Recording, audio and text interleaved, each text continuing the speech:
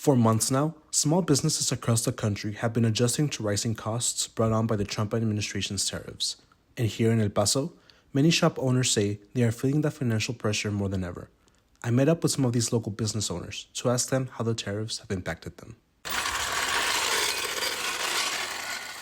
At a tire shop, Sergio Diaz is dragging 2 floor jacks to lift an SUV and perform a tire rotation. Diaz is the owner of Cali Tires, a small shop in Northeast El Paso. He says he's losing business over the high cost of imported materials now. Los aranceles subió exagerado, o sea, se disparó. Because of the tariffs, the price has increased in an excessive manner. They shot up from $40 to $160. Just put it into perspective how much of an increase that is. It's exaggeratedly high. I understand there is a cost for exporting and importing, but they went very high. Yo entiendo la importación, exportación, pero se fueron exageradamente altos. Diaz also tells me that the price of Chinese tires has increased, and he explains how these price increases have affected his business. Siempre tú sabes que lo barato ha sido la llanta china. You know that Chinese tires have always been the cheapest, but now, let's say that a new Chinese tire would cost $40 wholesale, but now they're at $120 because of the tariffs. In order to survive, I have to increase prices. When you raise prices, people leave, so it affects me. Para sobrevivir, tengo que subir precios. La gente sube precios y se van. Se afecta por todos lados. And he's not alone. According to the U.S. Chamber of Commerce, U.S. manufacturers, wholesalers, and retailers have increasingly reported paying higher prices for goods and services this year, and as a result, are slowly raising prices they charge their customers. In downtown El Paso, I walk into a store called Cellular & More.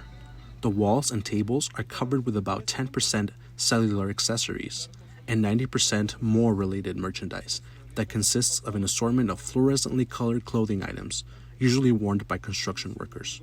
Humberto Solis, the store's owner, walks towards a speaker to lower the sound of the music as he tells me how the tariffs have impacted his small business. Ahorita lo que ha pasado es que ha bajado mucho flujo de clientes, a empezar.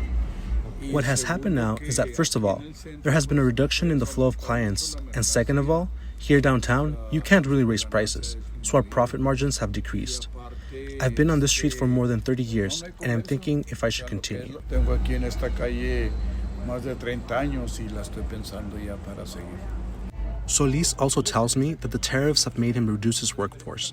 He went from employing 3 people to only employing 1 person part-time.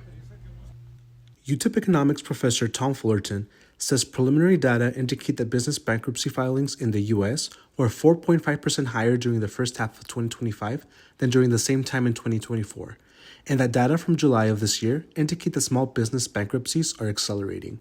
Fullerton notes that although the White House tariff policies are big contributors to these developments, higher interest rates are also causing headaches for most small businesses.